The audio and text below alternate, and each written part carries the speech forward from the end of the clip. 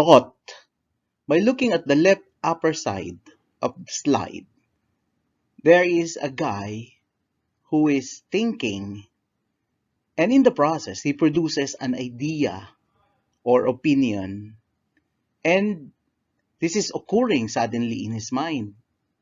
Let's distinguish between what is a thought process and a thought content. A thought process defines how a person makes sense of the world and makes connection between content, whereas thought content is to what actually the client says. Now, thought is being described here in a continuum, and by looking at the continuum below, at the left, it starts with a logical. That means this continuum starts with a positive left side. That means that is a normal thought. Moving to the right, gradually we will see the circumstantial, followed by tangential, the loose association, and the flight of ideas.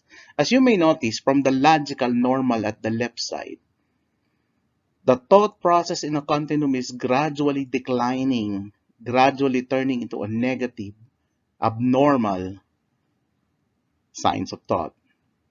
The illustrations below or the clips below will show us how these thoughts really occurs. After my mom left me that message, I thought, I should call her and just give her a piece of my mind. But then I started thinking, and she's just so stubborn. From the previous clip, you may notice that her mom left her a message, and then she called her, and then she realized. Now, from that point of story, the logical thought dictates that there is a clear, direct connection between contents, and that one idea will flow directly into another, making a whole connected thoughts. And this is a logical thought. Now let's take a look and listen as to the circumstantial thought. Tell you how I got fired from my job last week. When I first came in, I saw my friend Luann sitting there in the file room, and we were kind of taking our time. Like, both of us totally watched The Walking Dead, and the night before was the mid-season premiere. So we got called into the office, and it turns out that the boss figured out that I spend about 75% of my day on From the timeline of the clip, you may notice that the lady was narrating how and why she got fired from her job. Yet, in the middle of the story, she incorporated some unnecessary details about zombies. And this is from the series that she watched, The Walking Dead. And then you may notice again that she returned her story and she ended her story. She went back to why her boss fired her. It is then clear now that in circumstantial type of thought, we may infer that there is some unnecessary details before the person can communicate the central idea. And that is circumstantial type of thought. Hoping to hear from my daughter. I haven't heard from her. I was going to call her on the cell phone. And actually, I've not really been very happy with AT&T. About calling AT&T and really getting into some conversation. From the previous clip, we may deduce or conclude that the guy just wanted to call his daughter, but he ended talking about the telephone company AT&T out of his disgust, and that was until the end of his story. It is therefore, in tangential form of thought, the central idea is not being communicated. Now let us make a big and clear difference between circumstantial and tangential form of thought. In circumstantial, even there is an unnecessary details, the central idea is still communicated, while in tangential, the central idea is not communicated at all, and that makes the big difference between circumstantial form of thought and tangential form of thought. We may say that as we move on to the continuum from some circumstantial to tangential, it is now getting worse. As we move into the continuum or spectrum, from the left, which is normal, logical, we have moved to the right side of the spectrum to circumstantial, to tangential, and as you may notice, the thought process is now making no sense, and that all of the ideas and opinions are getting disconnected. Now, let's pay into attention as to what is a loose association. Like I said, I lost my job. They caught me drinking on shift. My favorite drink is probably scotch. When I'm watching Jimmy Fallon, that guy's funny. He's not as good as Jay Leno, though. His chin, it's ridiculous. I don't have a chin like that. My mom used to tell me that I had a kid's chin. But that was kind of... My mom was always like that, though. At this point, let us take a look into the last part of the continuum, which is the plight of ideas. And let us see how worse is this form of thought. Let's pay attention to what is a plight of ideas. My mom was always a little weird like that. I'm not really sure. She was looking out the window, and there were all these little red glass vases. You know, I really need to get a car. If I had a car, I'd be able to make it to counseling. That's another thing, too. I was actually thinking about asking you a question about something. I wasn't really sure whether or not I should talk to you about it. I don't know. Sometimes I feel like I can't really talk about something, and then other times I feel like I can. From the previous clip, there has been multiple ideas and thoughts generated spontaneously by the speaker. It was about his mom, it about the red base, about the car, about the counseling. With all of this, there has been no obvious connection, and flight of ideas seem to be the end point of the continuum and the worst of all the thoughts. After knowing that thoughts are byproduct of thinking and it produces ideas and opinions as well as it appears in a spectrum, now let's get to know what are some of the specific disturbances in form of thought. And here they are. Some of them have already been clarified, such as circumstantiality, tangentiality, the looseness of association, flight of ideas, yet some are still new to you. Now let us look into the details. Neologism. This is a byproduct of neo, that is new, to be added by the logos, which is a word that has already been formed in a speech. So when you combine them together, the new word and the logos, that's neologism, and this is created by the patient. They create this by combining syllables of other words. Now the question is, why do they do that? This is for idiosyncratic psychological reason. That means that is an odd behavior or something extraordinary because they have a deviation of thought, and that is for eccentricity. Now, there is a very intriguing question. Can a person with a logical thought or a normal thinking make use of neologism? Now, some and most of the psychiatrists said that is just normal because to some, vocabulary do lack some details, and this is their way of coloring the words, meaning it can somehow suit themselves, or this is a way of removing anxiety to some. Now let's go to work. Let's try this. Let's try one. When you combine spoon and fork, then what you get is a spork, something new. When you combine smoke and fog, then you get a smog. There you go. And finally, when you combine breakfast and lunch, then you get brunch. Now, this is neologism. Incoherence. This is another form of thought disturbance. Let's pay attention to this actual narration that is written by a psych patient decades ago. Now it has been made available for the consumption of the public. And let's try to take a closer or a keen look into the details of this. I will read it. The CIA wants Al Qaeda. Conversation is in your head. See and hear what's in your head. I put rooms in rooms, people in people, everything has a twin. Hell's Angel imagines. HA made the planet June 22, 1971. Nothing kills me. I want my PIA. Indeed, this is not understandable. The thoughts are running together, or the words are running together. There's no logical or grammatical connection.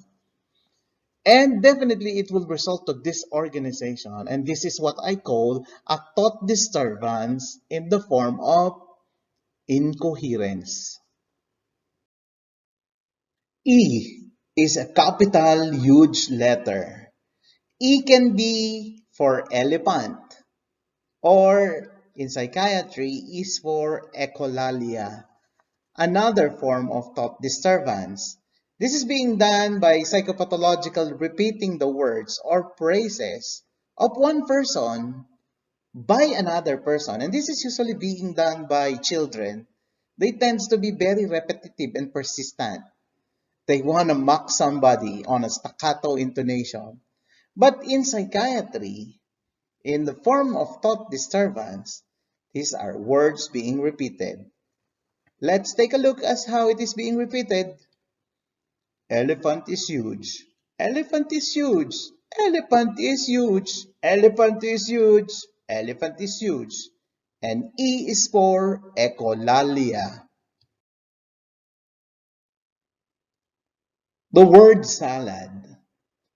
We are familiar with this. What a salad is. We know what a salad is. It is a cold dish of a various mixture of raw vegetable and of course with the dressing or seasoning like oil and vinegar. But in psychiatry, word salad is a different thing.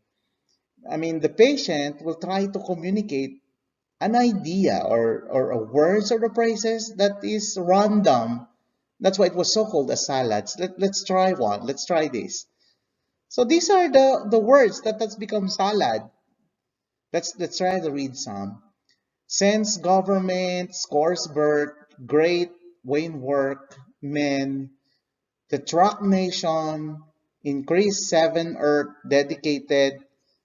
This is indeed disorganized. I mean, sadly, the person who's saying it is unaware that she is not making sense. This is intelligible. And the person who's saying this, the patient who's saying this, might have suffered from awareness damage, and definitely he's producing a disorganized thought, and this is called the word salad. Clang association is a word that is similar in sound but not in meaning. These words have no logical connection, but it includes rhyming and punning. Now let's try some sample. Well, hell, it's well to tell. Well, hell, it's well to tell. Well, hell. Well, this is how the lady is feeling. Now, let's give it one more try about the weather. So hot, it runs on a cat. So hot, it runs on a cat. Verb Generation. The characters in this slide are repeatedly uttering meaningless words or phrases that are constant and obsessive. Meaningless repetition of specific words or phrases that make no sense. This is what we call verbigeration, a form of thought disturbance. Thought blocking, another form of specific thought disorder. It happens when a person suddenly stops speaking But there is no specific explanation if he stops in the middle of his sentence. And this usually happens to a schizophrenic condition. And this is what they call stop or thought blocking. Delusion. This is one of the hallmark of psychosis. And this is defined as a fixed false belief based on incorrect inference about the external reality. And there are different basic forms. First, we have the grandiosity. As you may see in the picture, there is a feeling of grandiose, feeling like he's a king and feeling like he's a superman. Persecutory is whenever there is a fear of always being sought for. And jealous is another form. And somatic is another form of hypochondriasis. And these are forms of thought disturbance called delusion. Hallucination. This is another hallmark of psychosis. It involves the five senses and the bodily sensations. We call this as false sensory perception or false perceptual experiences. And they do not really exist. And they comes in different forms, such as the most common is the auditory hallucination. This is where the patient will usually verbalize, I hear voices, and they perceive sound without auditory stimulation. Another form is what we call the visual hallucination. It occurs on awakening, or this is with preservation of consciousness when it's happening. This is bizarre and dreamlike in form. Another is the olfactory. This is about scents. Somehow you may find it enjoyable, like a smell of a flower or a perfume. And at times, some are very unpleasant odor, especially when you're waking up in the middle of the night. Another form is a tactile sensation. Here, phantom limb is one of the most common, and the feeling of bugs or snakes crawling under your skin, which you may see from our example. This feeling is basically known as the formication. The feeling may also involve feeling of being kissed or feeling of having sex in tactile hallucination. And finally, we have what we call the gustatory hallucination. Now, in gustatory hallucination, there is a perception of taste sensation, a very strong or sometimes unpleasant feeling of sweet, bitter, sour, umami, or salty. Now, let's draw the line between hallucination and delusion. Forget not and do not be confused. When we talk of derangement of sensation, that is hallucination. Never confuse it with delusion, because delusion is a fixed false belief. Again, hallucination deals with sensation. Obsession is an irresistible thought or feeling. This is a feeling towards someone or something that is of pathological nature, and this is very persistent. This cannot be eliminated from consciousness either by a logical effort, and usually obsession is associated with anxiety. Compulsion. This is a repetitive behavior in response to obsession that we just have taken during the last slide. Now, in compulsion, there is a pathological need to act on that impulse, meaning there is something that triggers you to do that. And when you act on that impulse, you feel good. But if you rest for a while, and then there comes the anxiety again, And this is compulsion. Let's take a look at the first picture. Are you this kind of person? You always worry if you happen to leave your house, did I turn off the stove? What if I hurt someone? What if I get a disease? And there's a lot more. And even in usual practice like the hand washing, you keep on washing and washing and washing your hand until you get tired and then you lose yourself. And at the left side, you keep on playing with the tissue paper and you keep on closing the door, making it sure and safe. This is indeed a repetitive behavior. Again, you have to act on this compulsion and then you feel good. But if you rest, you produces an anxiety. You're doing the hand washing to the bones. This is compulsion. Phobia. This is another form of thought disorder.